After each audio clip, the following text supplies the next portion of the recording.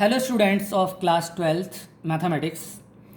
Last video class में हम chapter relation and function के अंतर्गत रिलेशन की एक्सरसाइज 1.1 को एक्सप्लेन कर चुके थे। आज की वीडियो क्लास में हम फंक्शन पर चर्चा करेंगे, फंक्शन की स्टडी करेंगे। लेकिन इस फंक्शन की स्टडी करने से पहले हम पिछले कुछ 11th क्लास के कुछ पॉइंट पर फोकस कर लें। अब इसमें हमने फर्स्ट ईयर क्लास के अंतर्गत we have learn about some special function, जैसे लाइक हमने आइडेंटिटी फंक्शन के बारे में पढ़ चुके हैं, constant function, polynomial function, rational function, modulus function, greatest integer function etcetera along with their graphs.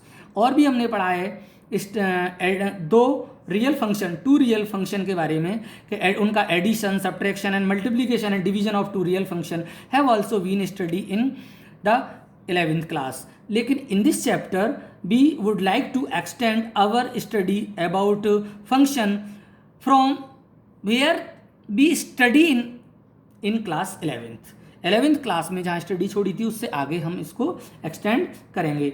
And we will study about various kind of function, जैसे हम इन्वर्स फंक्शन की स्टडी करेंगे, कंपोजिशन ऑफ फंक्शन की study करेंगे। तो first recapsulate what we have learn about function in class 11th। Class 11th में हमने जो क्या पढ़ा था उसके बारे में कुछ चर्चा करेंगे। वैसे यहाँ पर फंक्शन जो है वो function as a set of ordered pair, जो फंक्शन है वो ऑर्डर्ड पेयर का सेट होता है। तो ऑर्डर्ड पेयर की बात आ गई है तो फर्स्ट क्लास में हम ऑर्डर्ड पेयर पढ़ा चुके हैं और कार्टेशियन प्रोडक्ट, तो उस पर हम विचार कर लें थोड़ा सा। जैसे ए सेट है, इसमें ए और बी दो एलिमेंट हैं, बी सेट है, इसमें 1 2 3 एलिमेंट हैं, और ए क्रॉस बी निकालेंगे तो ए क्रॉस बी करने पर इसमें ऑर्डर्ड पेयर आएंगे। तो अब कितने ऑर्डर्ड पेयर आएंगे? मैंने कहा था कि यदि इसमें ए सेट में m एलिमेंट हैं और बी सेट में n एलिमेंट हैं तो इन दोनों का प्रोडक्ट कर दो, m इंटू n की जो नंबर्स होगी वो ऑर्डर्ड पेयर की संख्या होगी ए क्रॉस बी के अंतर्गत। तो यहाँ पे 3 हैं, 2 एलिमेंट हैं ए सेट में और 3 बी सेट में, तो 2 into three mean 6 ordered pair A cross B के अंतर्गत आएंगे। A1 A2 A3 B1 B2 और B3, हमने 6 ऑर्डर्ड पेयर लिख दिए हैं यहाँ पर। अब इस ए क्रॉस बी से, जो यहाँ ए क्रॉस बी का ये सेट दे रखा है ऑर्डर्ड पेयर का, इसमें से कुछ एलिमेंट हम कुछ ऑर्डर्ड पेयर लेकर के एक सेट बनाया है हमने, जिसमें हमने कंडीशन ये है कि जो ऑर्डर्ड पेयर का सेकंड एलिमेंट इवन नंबर हो। तो A2 और B2 दो ही ऑर्डर्ड पेयर हैं जिनमें सेकंड एलिमेंट इवन नंबर है। तो A2 और B2 लेकर के हमने एक सेट बनाया, और दूसरा हमने एक सेट बनाया है जिसमें सेकंड एलिमेंट ऑर्डर्ड पेयर का ओड नंबर होना चाहिए। तो A1 A3 B1 और B3 हमने लेकर के दूसरा सेट बनाया है, और ये दोनों सेट इस कार्टेशियन प्रोडक्ट में से लिए गए हैं, तो ये इसके सबसेट हैं। तो पहला वाला सेट भी इस सेट का ए क्रॉस बी का सबसेट है, और दूसरा वाला भी सेट ए क्रॉस बी का सबसेट है। अर्थात अब हम कहेंगे इन दोनों सेट को हम रिलेशन कहेंगे। यहाँ पर हम रिलेशन कहते हैं। तो रिलेशन जो होते हैं वो ए क्रॉस बी के सबसेट होते हैं। ये हम फर्स्ट ईयर क्लास में पढ़ चुके थे, और यहाँ पर हम देख रहे हैं कि हमने जो रिलेशन लिया है वो हमने लिया है कि इसमें सेकंड एलिमेंट है वो इवन नंबर होना चाहिए, और दूसरा रिलेशन लिया है उसमें हमने लिया है कि वो सभी ऑर्डर्ड पेयर लिए हैं जिसमें सेकंड एलिमेंट ऑर्डर्ड पेयर का ओड नंबर है। तो अब ये दोनों रिलेशन हैं। अब हमने यहाँ पर लिखा है कि function as a special kind of relation. Special kind का जो रिलेशन होता है वही फंक्शन कहलाता है। अब इन दोनों रिलेशन पर हम विचार करेंगे यहाँ पर। तो हम बात करेंगे कि ये दोनों ही यहाँ पर ये नॉन एम्प्टी सेट हैं, नॉन एम्प्टी, और ये सबसेट किसके हैं? ए कार्टेशियन प्रोडक्ट के। तो हम ये कह सकते हैं कि नॉन एम्प्टी सबसेट, ये दोनों नॉन एम्प्टी सबसेट हैं। किसके हैं? ऑफ ए क्रॉस बी के। तो इनमें से ये दोनों सबसेट हैं, नॉन एम्प्टी सबसेट हैं ऑफ ए क्रॉस बी के, तो इनमें से कोई भी एक रिलेशन फंक्शन कहलाएगा, इज ए फंक्शन कहलाएगा from A to B. If, शर्त क्या होनी चाहिए, if each element of A set का प्रत्येक element appear in some ordered pair of F, मतलब एंड, और मैं आगे बता रहा हूं, no two ordered pair in F have the same first element.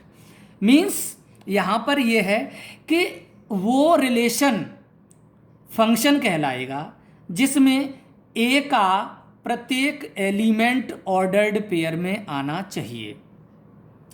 तो इन दोनों ही रिलेशन में ए और बी दोनों एलिमेंट सेट ए के प्रेजेंट हैं, फर्स्ट एलिमेंट के रूप में है। दूसरा ये शर्त है इसकी, कहा है कि no two ordered pair in F have the same first element, और ऑर्डर्ड पेयर के अंतर्गत, दो ऑर्डर्ड पेयर के अंतर्गत फर्स्ट एलिमेंट सेम नहीं होना चाहिए। तो यहाँ पर इस पहले वाले रिलेशन में फर्स्ट एलिमेंट ऑर्डर्ड पेयर का सेम नहीं है, लेकिन दूसरे रिलेशन में दो ऑर्डर्ड पेयर में पहला एलिमेंट सेम है। तो ये ऑर्डर्ड पेयर रिलेशन, जो ये रिलेशन है वो फंक्शन नहीं होगा, लेकिन ये जो रिलेशन है वो फंक्शन होगा। और इसमें यदि हम एक ऑर्डर, इस फंक्शन से हम एक ऑर्डर्ड पेयर उठा लें a, 2, तो यहाँ पर जो 2 है वो a की इमेज कहलाता है अंडर f, इस फंक्शन के अंतर्गत। तो हम कहेंगे यहाँ पर 2 is called the image of a under f। अब आगे हम बात करेंगे फंक्शन के ऊपर। तो यहाँ पर फंक्शन की डेफिनेशन है, फंक्शन को मैप और मैपिंग कह सकते हैं। अब यहाँ पर हमने दो सेट लिए हैं, लेट हमने किया है सेट x और y दो नॉन एम्प्टी सेट लिए हैं।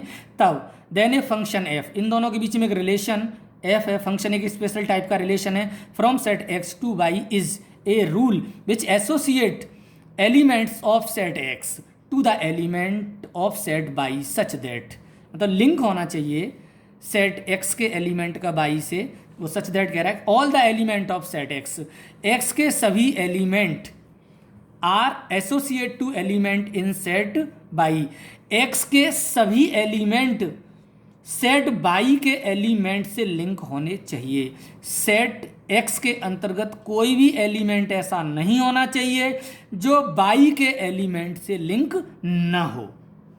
दूसरा पॉइंट, दूसरी शर्त है फंक्शन होने के लिए कि an element of set x का element is associate to unique element in set y। x set का एलिमेंट, प्रत्येक एलिमेंट या कोई भी एलिमेंट, सभी एलिमेंट हम कह सकते हैं, कहेंगे यहाँ पर x के सभी एलिमेंट y के किसी एक ही एलिमेंट से लिंक होना चाहिए। एक एलिमेंट सेट x का y के दो एलिमेंट से लिंक नहीं कर सकता। जैसे मैं यहाँ पर दिखा रहा हूँ कि x का एक एलिमेंट y के दो एलिमेंट से लिंक नहीं कर सकता, ये फंक्शन नहीं होता है। अब यहाँ हम ये देख रहे हैं, यहाँ पे और देखें, सेट x के दो एलिमेंट हैं, वो y के एक एलिमेंट से लिंक कर सकते हैं। जैसे यहाँ पे मैंने एक रिलेशन ले लिया इक्वल का, y is equal to F X equal to X square है।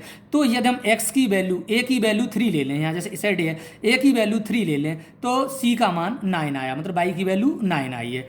और b की वैल्यू -3 ले लें, b यदि b x की जगह पे -3 रखें, चूँकि a और b दोनों x हैं, तो b की वैल्यू x की जगह पे हम -3 रखें, तब भी हमारा जो c की वैल्यू है 9 आएगी, मतलब y की वैल्यू 9 आएगी। तो ये हमारा फंक्शन है, लेकिन ये हमारा फंक्शन नहीं है। और यूनिक इमेज, यहाँ पर ये कह रहे थे कि यूनिक एलिमेंट से जुड़ा होना चाहिए, एक ही इमेज होगी। हम यहाँ कह सकते हैं जैसे x by is equal to X plus 2 एक रिलेशन है, तो x की वैल्यू हम 3 रखेंगे तो y की वैल्यू हमको 5 प्राप्त होगी, तो एक इमेज प्राप्त होगी x के एलिमेंट की y में एक ही इमेज होगी। x दोबारा से यदि वही नंबर इसमें फिर से रखें तो कोई दूसरा नंबर हमें प्राप्त नहीं हो सकता। और आगे है नेक्स्ट पॉइंट है, if f is a function from a set x to set y, यदि यहाँ पर एक फंक्शन f है से from x to y set x to set y में, then we write f such that x tends to y which is read as f is a function from x to y, function from x to y से पढ़ेंगे। And next point है, if an element x belongs to x, यदि कोई element set x का है वो x को belong is associate to the element y और y से अटैच है, तो y को हम कहेंगे image of x under f, और वैल्यू ऑफ, और हम कह सकते हैं value of the function f, value of the function f की जो वैल्यू है एट x पर y है। Also x is called pre image, also x is called the pre image of y under the function f। We write it as, we write हम लिख सकते हैं y is equal to F X, y is equal to हम F X लिख सकते हैं। x यहाँ पे x जो है वो इंडिपेंडेंट वेरिएबल है इसमें और y डिपेंडेंट वेरिएबल है। सो अब नेक्स्ट पॉइंट है, the set x is known as the domain of f। Set x, यहाँ मैं बात दूसरे शब्दों में समझा दूँ यहाँ पर कि देखिए सेट दो हैं x और y, अब इसमें x एक ही जो कनेक्टेड है 1 से और b कनेक्टेड है 2 से, तो यहाँ पर सेट x के जितने भी एलिमेंट हैं वो डोमेन कहलाएंगे, और सेट y के जितने भी एलिमेंट हैं, y में 1 2 3 4 हैं, तो ये 4 पूरे एलिमेंट हैं वो को डोमेन कहलाते हैं। लेकिन सेट x के जितने एलिमेंट की इमेज होती है, x के सभी एलिमेंट्स की जो इमेज होती है वो हमारी रेंज कहलाती है। तो मैंने यहाँ लिखा है set x is known as the domain of f and the set y is known as the codomain of f। The set of all f image of element of x, x के element की जो images हैं is known as the range of function f and is denoted by fx। Thus fx is equal to fx such that x belongs to x, और range of f पढ़ते हैं यहाँ पर। और आगे हम बात करेंगे, यदि हम सेट x और y दो ऐसे लें जिसमें x में m एलिमेंट हैं और y में n एलिमेंट हैं, तो हम पता करेंगे उसके अंतर्गत कितने फंक्शन बन सकते हैं। तो मैंने माना कि x सेट में एलिमेंट हैं m 1 2 3 4 5 dot dot dot m तक हमने लिए, और सेट y में हमने n एलिमेंट लिए हैं। तो सेट x के पहला एलिमेंट है 1 को हम n एलिमेंट के साथ लिंक कर सकते हैं, तो इसके नंबर ऑफ जो फंक्शन बन जाएंगे वो n होंगे, तो n, और दूसरे के भी इस तरह से n, ऐसी तीसरे के भी n, तो dot dot dot n n n करते m टाइम्स तक चले जाएंगे हम, तो n की power m total number of function बनेंगे। तो यदि m और n, यदि x सेट में m एलिमेंट हैं और y सेट में n एलिमेंट हैं, तो टोटल नंबर ऑफ, यहाँ पर टोटल नंबर ऑफ फंक्शन बनेंगे वो n की पावर m होंगे। थैंक्स। आगे नेक्स्ट वीडियो क्लास में नेक्स्ट स्टडी करेंगे।